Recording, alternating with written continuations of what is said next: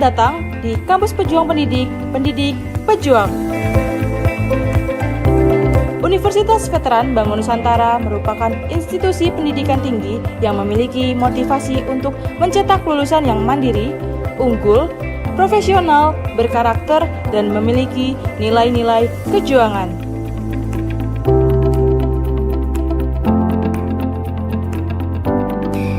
Saya Rektor Universitas Veteran Bangun Nusantara, Profesor Dr. Farida Nugrahani Magister Humaniora.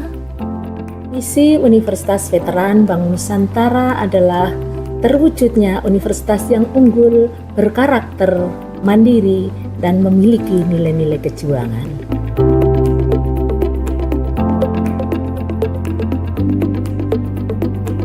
Univet bisa, Univet jaya, Univet unggul luar biasa.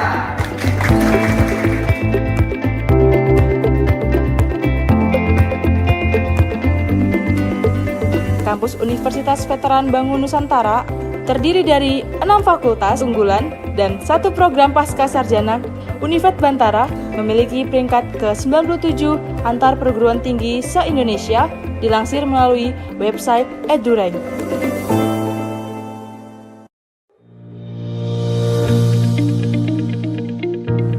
Menyelenggarakan pendidikan yang berbasis pada nilai kejuangan, Univet Bantara didukung dengan kegiatan perkuliahan yang terkelola secara profesional dan difasilitasi dengan sarana dan prasarana yang representatif guna mendukung proses pembelajaran mahasiswa.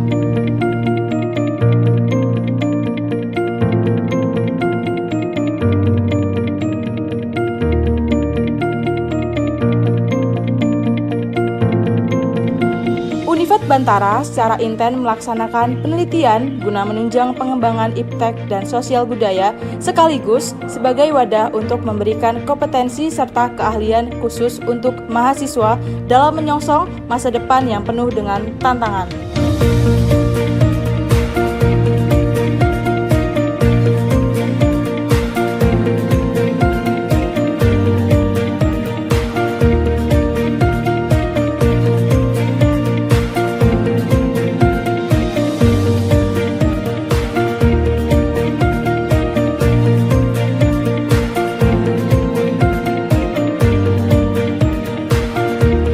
Pengabdian kepada masyarakat merupakan bagian yang secara intensif dan aktif dilaksanakan Univet Bantara dengan melibatkan dosen serta mahasiswa sebagai wadah untuk membentuk karakter serta sebagai bentuk kepedulian sosial dan menjadikan generasi Bantara.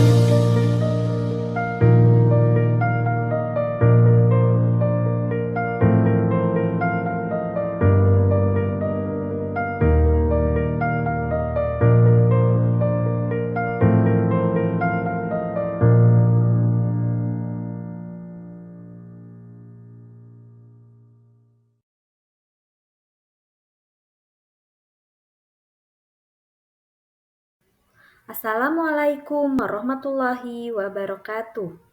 Yang terhormat tim dosen penguji Seminar Pendidikan Profesi Guru Prajabatan Gelombang 2 tahun 2024. Sebelumnya, izinkan saya memperkenalkan diri. Nama saya Sarah Silpani Tamsil, mahasiswa PPG Prajabatan Gelombang 2 dari Prodi Agribisnis Ternak Universitas Veteran Bangun Nusantara Sukoharjo. Adapun dosen pengampu mata kuliah Seminar Pendidikan Profesi Guru adalah Dr. Anda Triwiharti MSI. Sebelum memulai pemaparan, izinkan saya untuk memaparkan biodata singkat pribadi saya. Nama, Sarah Silpani Tamsil, tempat tanggal lahir di Garut 27 Januari 1993. Nomor induk mahasiswa yaitu 242250515. Kelas atau prodi saya adalah agribisnis ternak. Kemudian untuk email, sarahnya@tamsil@gmail.com. Untuk asal daerah saya berasal dari Garut, Jawa Barat. Kali ini saya akan memaparkan bagian-bagian pada mata kuliah seminar pendidikan profesi guru. Ada 6 bagian penting pada mata kuliah seminar pendidikan profesi guru. Yang pertama, identifikasi diri. Yang kedua, pengalaman belajar. Yang ketiga, pembelajaran bermakna. Yang keempat, desain inovasi dan artefak. Yang kelima, refleksi pengalaman selama mengikuti perkuliahan pendidikan profesi guru. Dan yang keenam adalah rencana tindak lanjut.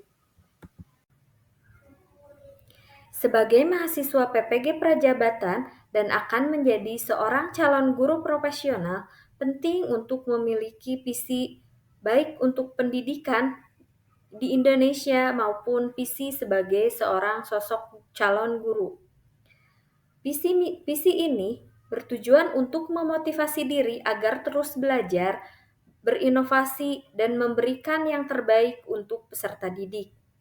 Adapun visi pribadi saya untuk pendidikan di Indonesia adalah mewujudkan generasi penerus yang kompeten, kreatif, dan berkarakter unggul dengan penguasaan keterampilan teknis dan soft skill yang kuat, sehingga mampu memberikan kontribusi nyata bagi kemajuan masyarakat dan dunia kerja. Adapun visi pribadi saya sebagai seorang calon guru adalah menjadi pendidik yang berdedikasi dan profesional dalam membentuk generasi yang berkarakter, kreatif, serta memiliki daya saing global, memiliki penerapan pendekatan pembelajaran yang inklusif, inovatif, dan berorientasi pada penguasaan ilmu pengetahuan serta teknologi. Selama menempuh pendidikan PPG Prajabatan di Universitas Veteran Bangun Nusantara Sukoharjo yang ditempuh selama 2 semester, saya mendapatkan beberapa mata kuliah. Pada semester 1 ada mata kuliah yang saya dapatkan. Yang pertama, Filosofi Pendidikan Indonesia. Yang kedua, pemahaman tentang peserta didik dan pembelajarannya. Yang ketiga, prinsip pengajaran dan asesmen di SMK 1. Yang keempat, pembelajaran berdiferensiasi. Yang kelima, inovasi kejuruan. Yang keenam, PPL 1.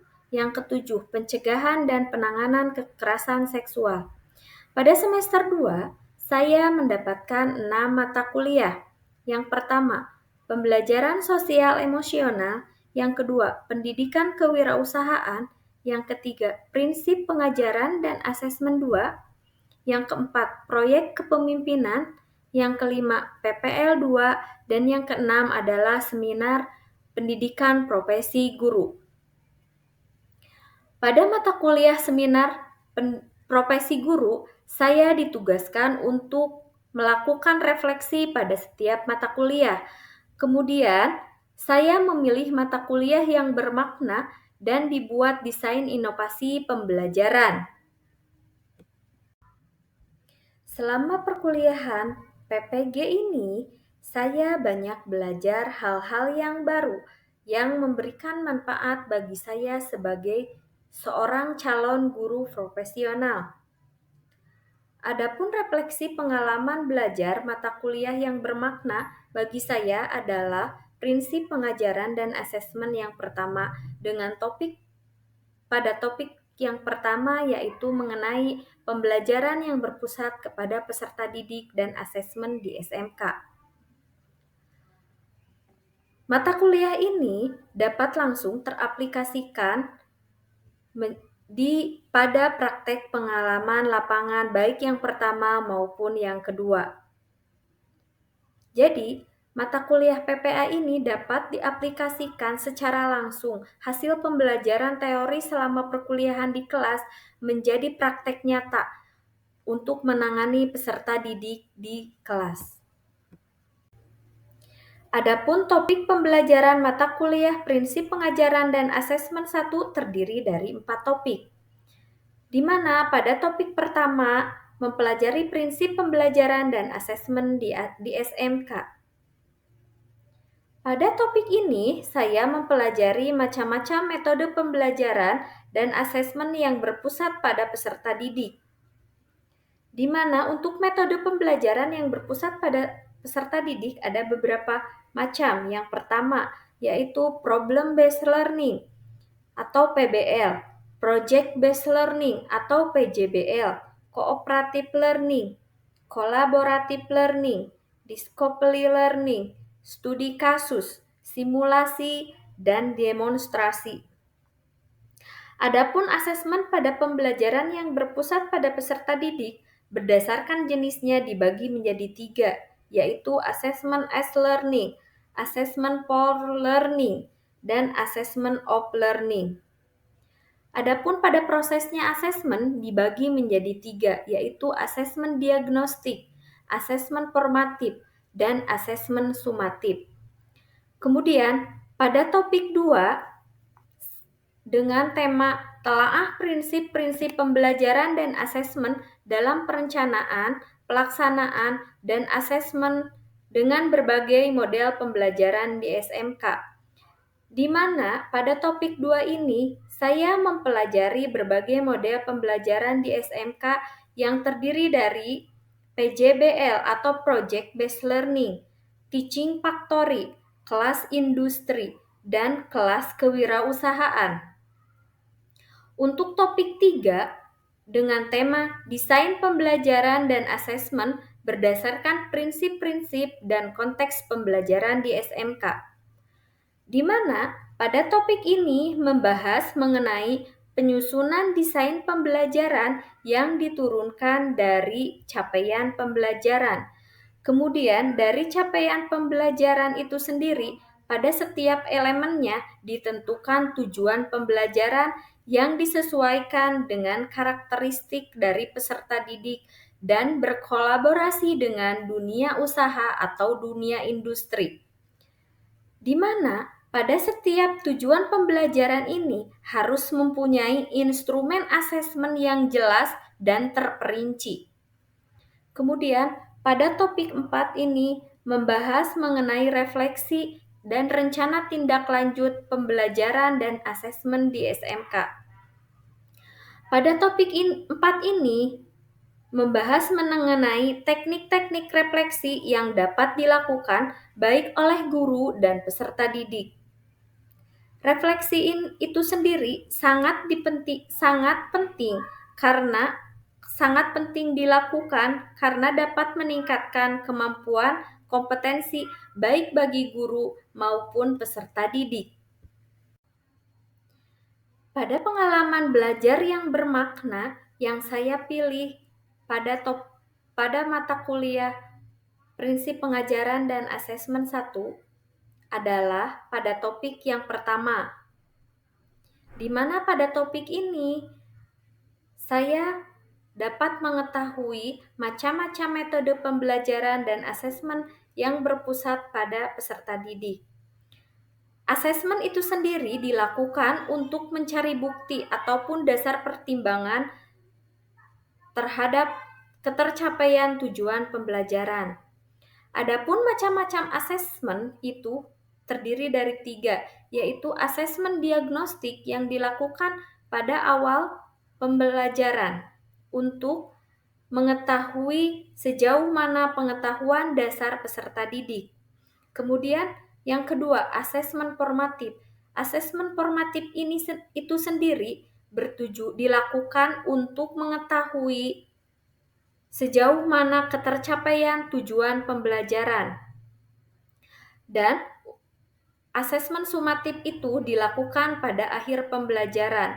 Asesmen sumatif itu sendiri bertujuan untuk mengetahui penilaian akhir dari tujuan pembelajaran. Apakah tujuan pembelajaran sudah tercapai atau belum?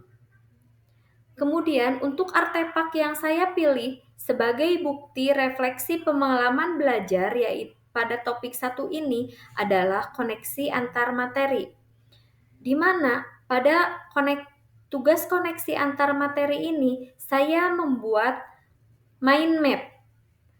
Dari hasil mind map ini, kita dapat membaca poin-poin penting yang dipelajari selama pembelajaran topik 1, prinsip pengajaran dan asesmen. Pada mata kuliah seminar pendidikan profesi guru ini, saya ditugaskan untuk membuat desain inovasi pembelajaran. Sebelum saya memaparkan desain inovasi pembelajaran, saya akan memaparkan sumber inspirasi perancangan desain inovasi pembelajaran tersebut. Berdasarkan pengalaman dan pengamatan pada saat PPL yang dilakukan di SMK Negeri 1 Mojosongo yang menunjukkan bahwa kondisi peserta didik adalah sebagai berikut. Yang pertama, peserta didik kurang antusias baik dalam pembelajaran maupun asesmen karena pembelajaran masih menggunakan metode ceramah. Yang kedua, peserta didik belum terbiasa mengemukakan pendapat pada saat pendapat dan berdiskusi, menyebabkan pembelajaran hanya berpusat kepada guru. Dan yang ketiga, teknologi yang tersedia di dalam ruang kelas kurang dimanfaatkan dengan baik. Berdasarkan hasil pengamatan dan pengalaman di lapangan, maka saya menyusun desain inovasi pembelajaran dengan menggunakan metode pembelajaran berbasis problem-based learning dengan media pembelajaran dan asesmen yang berbasis teknologi. Adapun metode pembelajaran yang saya rancang adalah membuat pembelajaran berbasis problem-based learning agar pembelajaran berpusat pada peserta didik dan peserta didik terbiasa untuk berpendapat dan berdiskusi di depan kelas.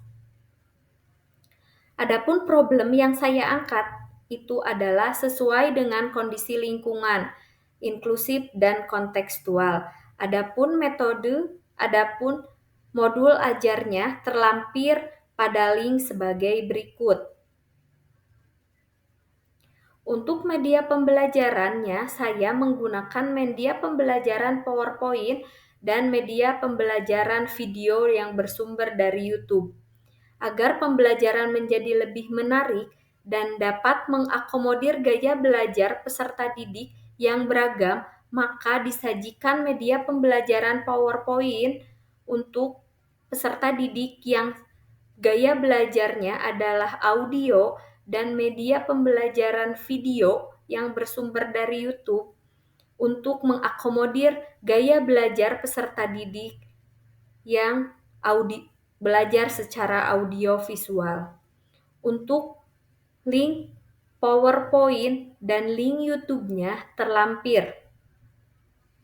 Kemudian untuk asesmen yang berbasis teknologi dan game edukatif, asesmen formatif, saya memilih asesmen formatif, di mana asesmennya dilakukan pada saat proses pembelajaran dengan menggunakan Google Form dan game edukatif menggunakan Spinwheel.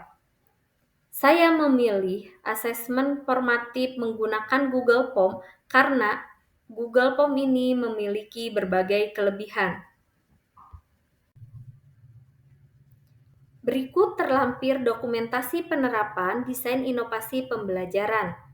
Pada foto yang pertama, terlihat peserta didik melakukan presentasi hasil diskusi kelompok. Untuk foto yang kedua, terlampir contoh media pembelajaran PowerPoint. Untuk dokumentasi yang ketiga adalah pengaplikasian game edukatif dengan Spinwheel, di mana peserta didik diajak berkelompok dan setiap anggota perwakilan kelompoknya mempresentasikan jawaban hasil diskusi. Desain inovasi pembelajaran yang selanjutnya adalah asesmen formatif berbasis teknologi dan game edukatif. Asesmen formatif itu sendiri bertujuan untuk memantau dan memperbaiki proses pembelajaran, serta mengevaluasi pencapaian tujuan pembelajaran. Asesmen formatif dilakukan pada saat proses pembelajaran. Penggunaan teknologi Google Form untuk proses asesmen mempunyai kelebihan sebagai berikut. Yang pertama, mudah diakses dan digunakan. Yang kedua, umpan balik yang langsung setelah peserta didik menyelesaikan soal. Yang ketiga, hemat waktu dan efisien. Jika soal pilihan ganda, maka penilaian dapat secara otomatis. Maka asesmen dapat dilakukan pada setiap proses pembelajaran. Desain inovasi asesmen formatif berbasis teknologi dan game edukatif ini sudah saya aplikasikan pada pembelajaran di SMK dengan modul ajar, sarana dan prasarana peternakan, pada elemen penggunaan kandang closed house. Hasil dari asesmen ini langsung dapat kita lihat di Google Sheet yang telah di-download dengan data terlampir sebagai berikut. Penerapan desain inovasi pembelajaran selanjutnya yaitu asesmen dengan berbasis game edukatif. Penggunaan game Spinwheel selain sebagai asesmen formatif juga sebagai bagian dari ice breaking. Games ini melatih peserta didik untuk berdiskusi bersama kelompok dan juga menyampaikan hasil diskusinya di depan kelas. Game ini sangat sederhana, di mana peserta didik secara berkelompok harus menyebutkan nama alat dan fungsinya sesuai dengan alfabet yang terpilih dari hasil spin. Melalui metode ini, pembelajaran di kelas menjadi lebih aktif dan menarik bagi peserta didik. Melalui game ini, guru dapat mengetahui sejauh mana pengetahuan peserta didik mengenai penggunaan alat-alat dan fungsi dari alat-alat pada perkadangan ayam. Games ini disusun menjadi sangat menarik sebagai bagian dari asesmen formatif. Tahapan pembahasan pada mata kuliah seminar pendidikan profesi guru yang selanjutnya adalah refleksi pengalaman selama mengikuti pendidikan profesi guru prajabatan. Adapun refleksi pengalaman belajar mata kuliah seminar yang saya jalani adalah saya menyadari bahwa pendidikan di Indonesia seharusnya tidak hanya berfokus pada perkembangan pengetahuan kognitif peserta didik saja. Pendidikan di Indonesia harus lebih menekankan pada pengembangan karakter, mengasah peserta didik untuk terus berpikir kritis, dan pembelajaran harus disesuaikan dengan kontekstual lingkungan peserta didik. Oke, selanjutnya saya akan menyampaikan kesimpulan pada pembahasan kali ini, di mana desain inovasi pembelajaran yang saya susun sudah relevan dengan visi saya sebagai sosok calon guru dan visi sebagai visi pendidikan Indonesia, di mana visi saya adalah menciptakan generasi yang tidak hanya memiliki kemampuan teknis saja, tetapi juga kemampuan soft skill melalui pembelajaran berbasis problem based learning. Kemudian juga menciptakan peserta didik yang melek akan teknologi melalui desain inovasi pembelajaran yang berbasis teknologi, baik itu desain pembelajarannya maupun desain asesmennya. Kemudian, desain inovasi pembelajaran ini diharapkan dapat memberikan pengalaman yang bermakna bagi peserta didik. Sekian presentasi dari saya untuk seminar pendidikan profesi guru yang meliputi refleksi selama mengikuti pendidikan profesi guru prajabatan, desain inovasi pembelajaran, refleksi pengalaman belajar mata kuliah seminar, dan rencana tindak lanjut. Semoga apa yang saya sampaikan pada presentasi ini dapat memberikan manfaat untuk diri saya sendiri dan untuk orang lain. Kurang dan lebihnya mohon maaf apabila selama penyampaian ada hal yang kurang berkenan.